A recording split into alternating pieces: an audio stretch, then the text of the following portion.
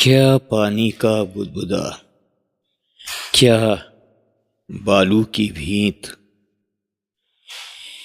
क्या ये छेका आशरा और क्या दुर्जन की प्रीत, क्या दुर्जन की चाकरी, क्या नादान की संगत, क्या अंधे का आधार और क्या बहरे से बात। इनको तो हमेशा त्याग कर देना चाहिए। जो सुखपूर्वक जीवन बिताना चाहते हो तो साफ साफ बात यही है, जाहि से कछु पाइए करिए ताकि आस, सुखे सरोवर पर बुझे गए कैसे प्यास। जीवन ध्येय निश्चित करो, जो साधन करने का निश्चय है, हित तो फिर उसी में दृढ़ निश्चयी बनो। दृढ़ निश्चय के लिए दृढ़ निष्ठा नितांत अनिवार्य है। इष्ठा निष्ठा और गुरु निष्ठा के बिना ध्येय सिद्धि त्रिकाल में असंभव है। इष्ट बिना भ्रष्ट ये ध्रुव है। दृढ़ निष्ठा के साथ दृढ़ संकल्प करेंगे या मरेंगे, ऐसा होवे तो ही पूरा पड़े।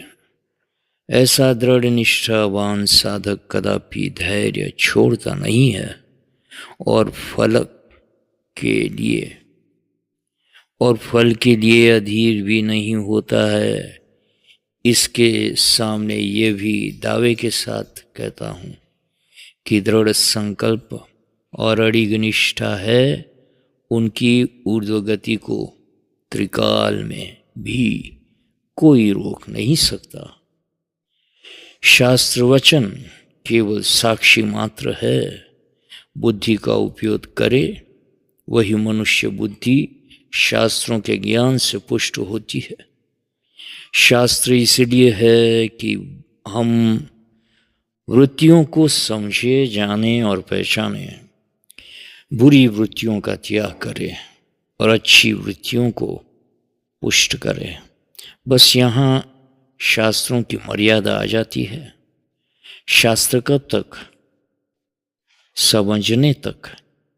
चावल निकाला के छिलके फेंक देते हैं, उसी तरह समझ आने पर शास्त्रों को और वाद को छोड़कर आचरण व पुरुषार्थ पर दृढ़ हो जाना चाहिए। संत समागम से परम ज्योति की झलक की किंचित अनुभूति होती है। जिनकी संगति से हमारे मन का ऊर्ध्वीकरण न हो, हम ऊंचा न उठ सके, उनको मैं गुरु नहीं मानता। हमारी गुरु परंपरा ऐसे सिद्ध संतों की है, गुरुदेव कहते हैं, जिनके शिष्य के शिष्यों को मैंने समाधिस्थ बराबर देखे हैं। हमारे मन प्राण और एक एक रोम रोम जिन संत के शरणागत होने को अधीरता से छटपटा उठे, उन्हीं से श्री गुरु मंत्र पाना हितकर है। गुरुदेव मार्गदर्शक तो है ही, परंतु अकर्तुम अन्यथा कर्तुम सर्वसमर्थ भी है और इसलिए सदैव रक्षक है। तुम्हारे साधन मार्ग को सदैव प्रकाशित रखते हैं, इसमें कोई संदेह नहीं। मार्ग में कहाँ कब कैसे विघ्न आते हैं ये गुरुदेव से अज्ञात नहीं। इतना ही नहीं, उन विघ्नों से रक्षा भी गुरुदेव करते हैं। इसके लिए गुरुदेव में पूर्ण विश्वास व पूर्ण निष्ठा भर होनी चाहिए, तो बाकी तो सब गुरुदेव संभाल लेते हैं। एक बार अपने को समर्पित कर देना चाहिए। तुम्हारे मन, प्राण, शरीर यानी तुम्हारा सब कुछ समर्पण हो जाए। ये है आत्मनिवेदन।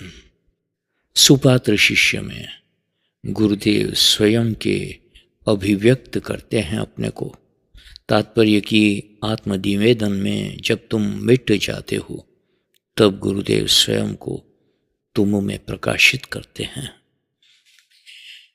जब तक गुरुदेव में सामान्य मनुष्य का भाव रहेगा तब तक कुछ भी प्राप्त नहीं हो सकता। गुरुदेव में भगवत भाव स्थापित करना नहीं पड़ता है, पर उनके षट ऐश्वर्य के अनुभव होने पर अनायास भगवत भाव जागृत हो जाता है। ये इतनी सूक्ष्म प्रक्रिया है कि स्वतः को मालूम भी नहीं पड़ता है कि किस प्रकार कब कैसे भगवत भाव स्थापित हो गया। अहंता बुद्धि से, ममता मन से तथा वासना इंद्रियों से गाढ़ संबंध रखती है। या यूं कहूँ कि बुद्धि को अहंता, मन को ममता और इंद्रियों को वासना दूषित करती है। इनका ठीक से विवेक युक्त उपयोग किया जाए तो हम असंभव को संभव कर सकते हैं। देह धरे कर फल भाई, भजिए राम सब काम बिहाई। शरणागति यानी शरणत विषयक व्यवसायत्मिका बुद्धि। गति में गमन है, क्रिया है, जो कुछ होता है होने दो। ऐसी वृत्ति में पड़े रहने को शरणागति नहीं मानो।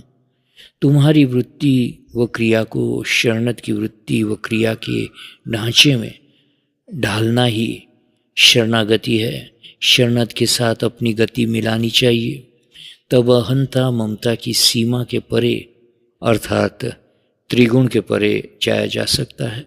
तब भगवत स्वरूप का दर्शन हो सकता है। देखे बिनु रघुनाथ पद, जिय की जरनी न जाई। सम्यक शरणागति प्राप्त हो इसके लिए भगवान नाम जाप अर्थ व भाव अनुसंधान से करना चाहिए।